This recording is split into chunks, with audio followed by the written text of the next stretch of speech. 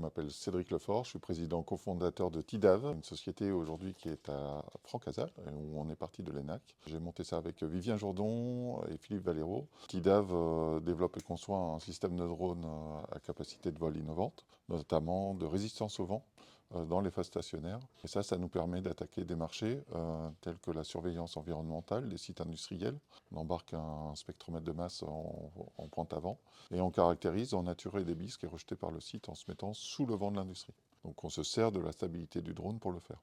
Et ensuite, on a un deuxième marché qui est l'éolien offshore, où on part directement de la côte sur la plage. On fait un transect jusqu'aux éoliennes, on fait 3 tours et on revient avec des images qu'on partage avec nos partenaires pour les énergéticiens.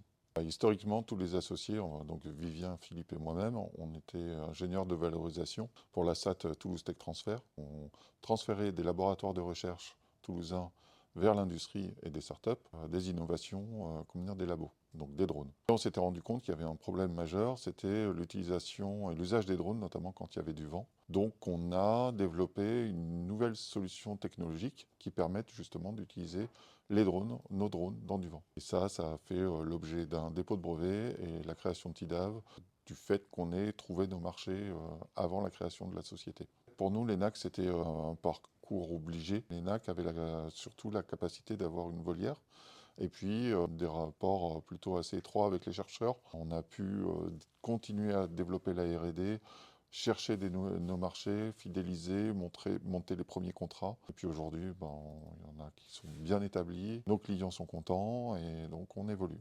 Nous, ça faisait déjà quelques années qu'on était à l'ENAC et il était temps qu'on grandisse un petit peu. Nos clients nous ont permis d'avoir les moyens de nous développer.